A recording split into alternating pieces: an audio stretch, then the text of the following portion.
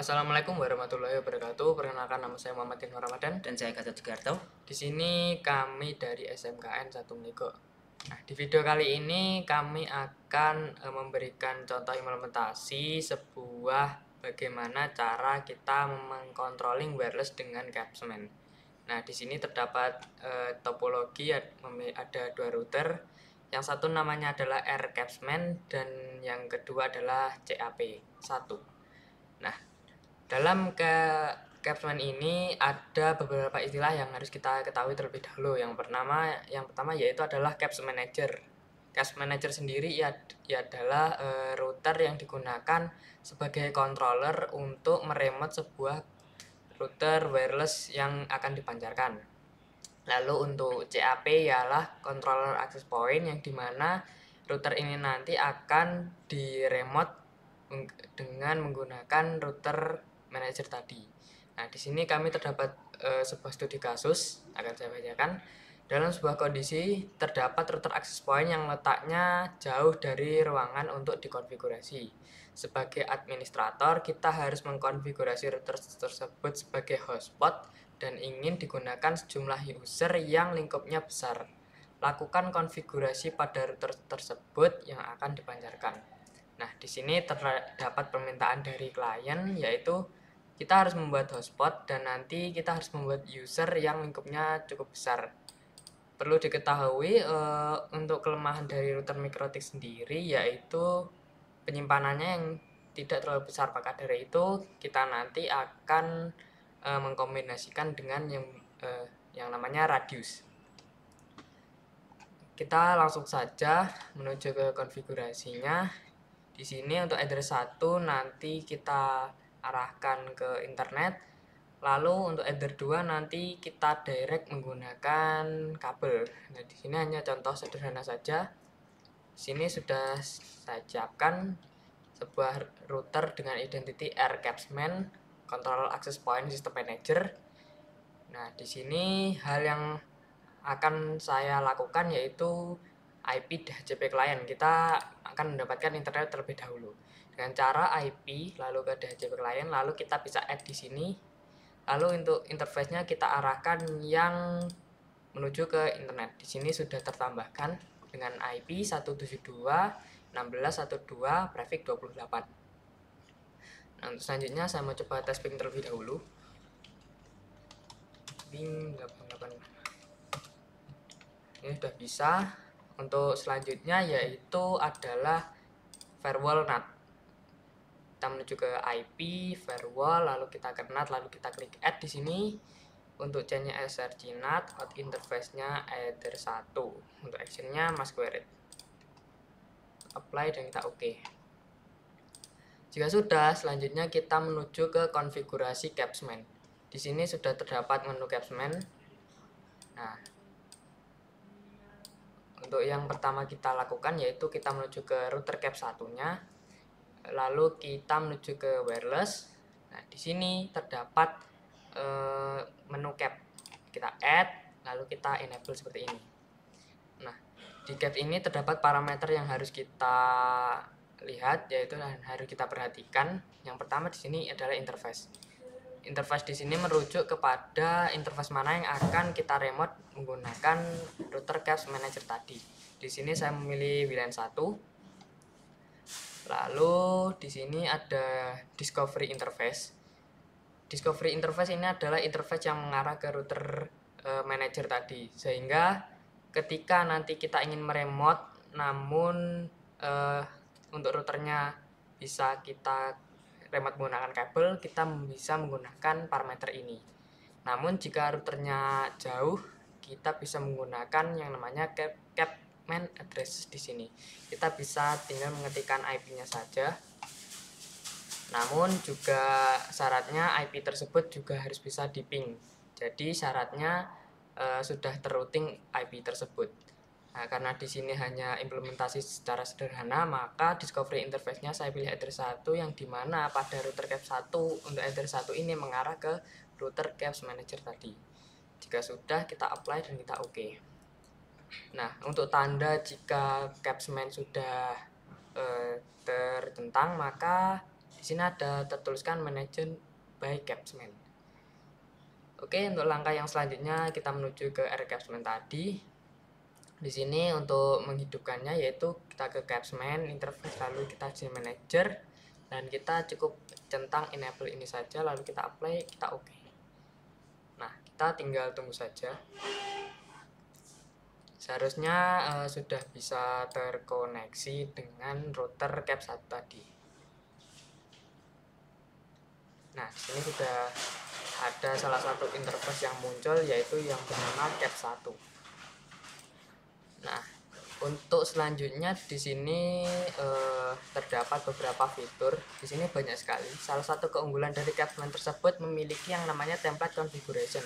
Sehingga nanti jika terdapat banyak access point, kita tinggal membuat template-nya saja dan kita bisa memasangkan template tersebut, sehingga nanti wireless tersebut akan bisa langsung terkonfigurasi seperti SSID, password, dan lain-lain. Untuk langkah yang selanjutnya yaitu di sini saya mau membuat template konfigurasinya terlebih dahulu. Di sini ke configuration lalu klik add.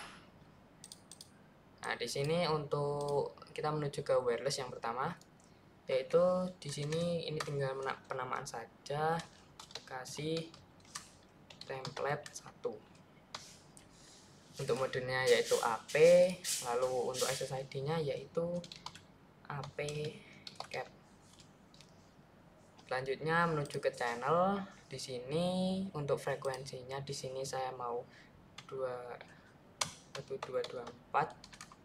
Bentar, untuk frekuensinya yaitu bisa menggunakan 2412. Oh ya, 2412. Lalu channel width di sini yang standar saja 20 MHz.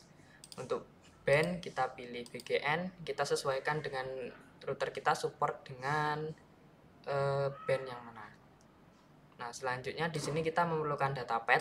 Nah, sebelum memasukkan datapad, kita harus membuat interface bridge terlebih dahulu. Di sini kita buat bridge, saya namai bridge caps, lalu kita apply dan kita oke.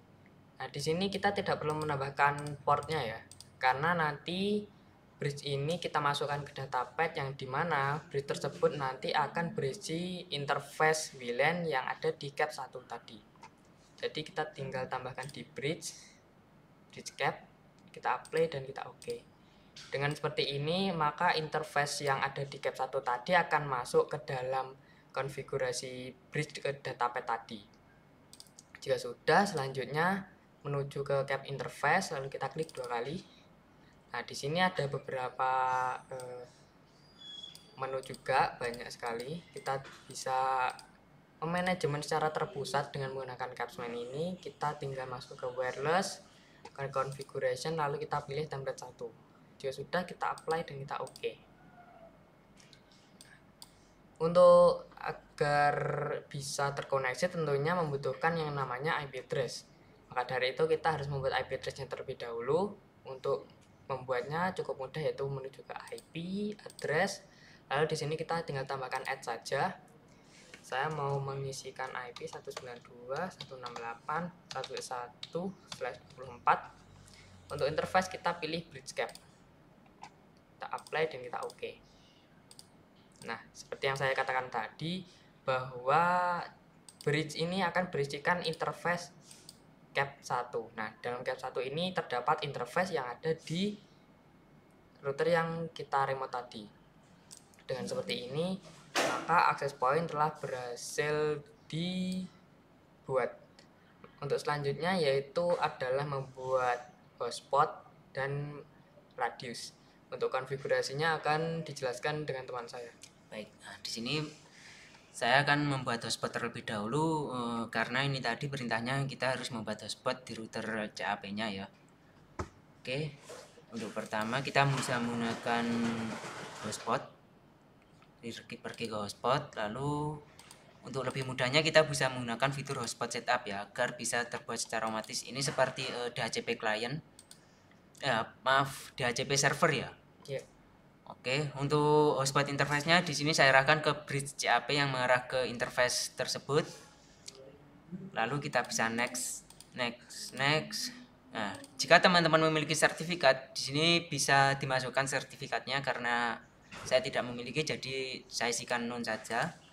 Lalu saya next, next, next. Nah, untuk DNS name-nya di sini misal saya isi cap.id, lalu next. Nah, di sini untuk defaultnya, untuk passwordnya saya kasih admin saja.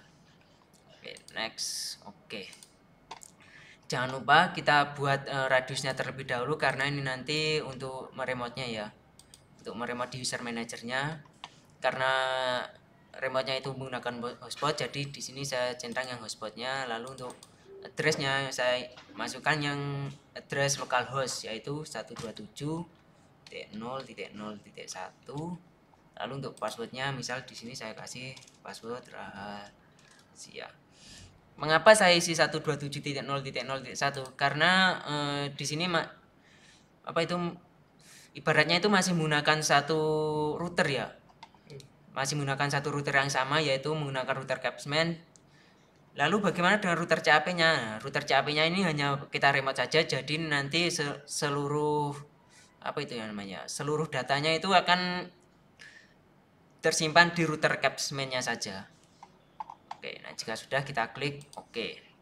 Selanjutnya jangan lupa yang di hotspotnya juga kita aktifkan radiusnya. Kita bisa pergi ke hotspot, lalu server profile, dan ini untuk hsprof1 ini kita klik 2 kali lalu kita enable untuk radiusnya. Jika sudah klik oke. Nah, untuk konfigurasi radius cukup mudah. Nah, di sini saya kelupaan satu, harusnya saya melakukan konfigurasi dynamic QoS ya.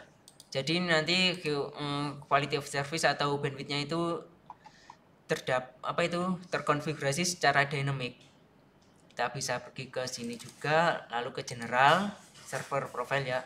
Nah, di sini ada parameter rate limit rate. Di sini misal saya isi 10 mega slash 10 mega.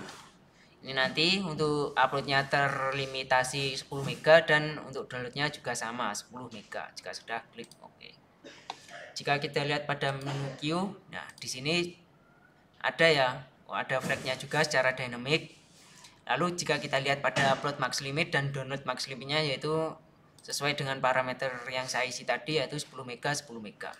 Dan targetnya yaitu bridge CAP. Untuk konfigurasi hotspotnya cukup mudah, lalu saya akan konfigurasi user manajernya agar nanti semua usernya itu ya buat login ke hotspotnya itu bisa tersimpan di user manajernya dan tidak membebani di router. Oke, langsung saja saya pergi ke browser pencarian. Teman-teman bisa menggunakan apa saja, bisa menggunakan Google Chrome, Firefox, lalu dan seterusnya. Pokoknya yang browser pencarian ya. Di sini saya menggunakan Brave. Lalu saya ketikkan IP yang terkonek dengan satu tadi yaitu 172.16.1. Bentar, kita cek terlebih dahulu IP-nya berapa tadi. IP address. Nah, 1.2. Oke. Brave browser. Oke. 1.2. Jangan lupa karena ini kita mengkonfigurasi user manager, maka kita kasih /userman. Jika sudah enter. Nah, maka akan diarahkan ke istilahnya webfig ya kalau ini, tapi ini bukan webfig tapi user manager. Hampir sama dengan webfig. Untuk loginnya admin, lalu passwordnya kosong, login. Oke, nah tampilannya seperti ini. Untuk pertama kita buat routernya terlebih dahulu. Kita bisa pergi ke tab router lalu kita add new. Nah, untuk namanya kita bisa isikan terserah. Untuk namanya misal di sini saya kasih nama hotspot CAP1. Lalu untuk addressnya, ya di sini yang harus sama. Addressnya harus kita isi sama dengan yang berada di radius tadi yaitu 127.0.0.1 dan passwordnya harus sama yaitu rahasia. Jika sudah klik add, nah, maka secara otomatis akan terbuat. Untuk membuat usernya buat user buat login ke hotspotnya itu juga cukup mudah. Kita bisa pergi ke tab user, kita bisa add atau menambahkan satu ataupun langsung banyak ya. Jika satu itu kalau satu itu mungkin tidak perlu bukan user manager karena kita hanya perlu di server hotspotnya langsung saja. Tapi kalau banyak itu kita bisa menggunakan user manager. Jadi sekali klik itu kita langsung bisa membuat banyak user. Caranya itu add lalu pilih yang batch. Nah, di sini number of user, misal di sini kita ingin usernya itu kita buat berapa. Di sini misal saya buat 20, langsung sebanyak saja. Lalu untuk username like-nya di sini berapa karakter user dan usernya yang harus kita masukkan buat login hotspotnya. Misal di sini saya isikan 4 karakter, lalu untuk passwordnya saya juga 4 karakter. Lalu kita bisa add. Nah, secara otomatis akan tertambah banyak sekali ya. Di sini ada 20 user yang tertambah. Di sini kita bisa langsung gunakan saja untuk hotspotnya. Misal di sini untuk pengujiannya saya menggunakan HP saya dan HP teman saya. Oke, kita login terlebih dahulu ke AppCaps ya.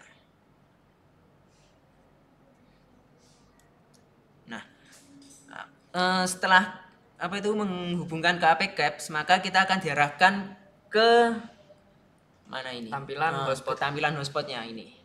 Lalu kita bisa misal di sini kita isikan yang PX, di sini saya isikan PX H6.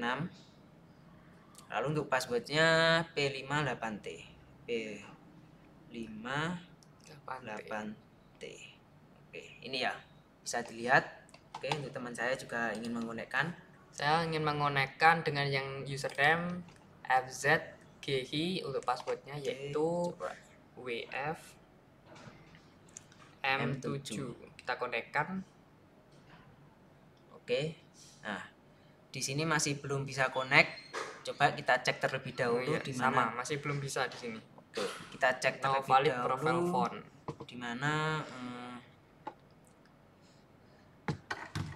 Di mana troubleshootingnya. Oke, kita cek. Di sini tertulis no valid profile phone. Apakah kita harus membuat profilnya terlebih dahulu untuk user tersebut? Di profile di sini profil di radiusnya ya. Ya, di radiusnya coba kita tambahkan yang namanya profile. Kita bisa add di sini, lalu kita namai misal hotspot. Kita create. Nah, untuk namanya hotspot. Oke. Lalu coba langsung kita save dan kita tambahkan ke dalam user tadi. Oke. User lalu ke PX itu tadi. Nah, di sini kita tambahkan. Oke, itu ada tambahkan plus ya di sini. Oke. Di sini secara otomatis akan menambah ya hotspot profil yang saya buat tadi, yaitu hotspot di sini. Lalu di sini coba klik gambar ini. Ini untuk aktivasi ya. Oh, oke. Save. Coba yang satunya juga kita add terlebih dahulu. Lalu kita pencet yang gambar lampu tadi ya. Lalu kita save. Lalu kita coba lagi. Ya. Tadi untuk passwordnya di sini WF7. Di sini nah, sudah terhubung. Coba kita cek terlebih dahulu. Kita cek melalui router jika sudah. PX H6. Dan untuk passwordnya P58T. Oke, sesuai ya sama yang di layar monitor saya. Saya konekkan. Nah, akan berhasil ya, you are login. Oke. Jika sudah, selanjutnya coba kita cek ya Mas Gatot. Oke. Kita cek di sini, kita menuju ke IP hotspot, lalu kita aktif. Nah, bisa kita lihat kan di sini untuk ada 2 user yang aktif, yaitu menggunakan handphone saya dan handphone Mas Hanif. Dan untuk usernya sesuai dengan yang saya masukkan tadi, yaitu PX6 dan VZGG, yaitu PX6 ini merupakan yang menggunakan handphone saya, dan VFZGG ini yang menggunakan handphone teman saya. Oke, dan IP-nya juga sesuai dengan IP address yang teman saya setting tadi. Lalu untuk pengujian limitasi bandwidth tadi secara dinamik, bisa ditunjukkan Mas untuk anunya, apakah sudah Jadi berhasil? kita menuju ke browser HP kita, lalu Jika kita lihat pada tab Q, oke. Nah, di sini terlimitasi 10 mega. Nah, di sini juga berjalan ya, warnanya merah berarti ini juga berjalan. Dan ini terlimitasi 10 mega ya Mas ya? Iya. Jadi 10 mega semua seperti ini. Oke. Jadi cukup fungsional sekali ya untuk radius ini. Jadi kita bisa membuat user secara terpusat dan bisa membuat user sekaligus banyak juga, dan Tidak membebani router ya tentunya. iya tentunya. Karena salah satu kelemahan router itu sendiri juga di penyimpanan ya. Karena ada beberapa router itu yang router MikroTik yang penyimpanannya cukup kecil ya. Cukup kecil. Dan juga di sini di MikroTik ada fitur yang namanya dynamic queue. Jadi kita tidak perlu repot-repot lagi seperti menambahkan add seperti ini Dan lalu targetnya. menentukan targetnya gitu ya Mas. Jadi cukup ke server profile, lalu di sini rate limit RxTx di sini. Jadi cukup simple dan mudah sekali. Ya, benar. Oke, untuk studi kasus pada hari ini cukup sekian. Jika ada kurang lebihnya saya mohon maaf, dan saya akhiri. Wassalamualaikum warahmatullahi wabarakatuh.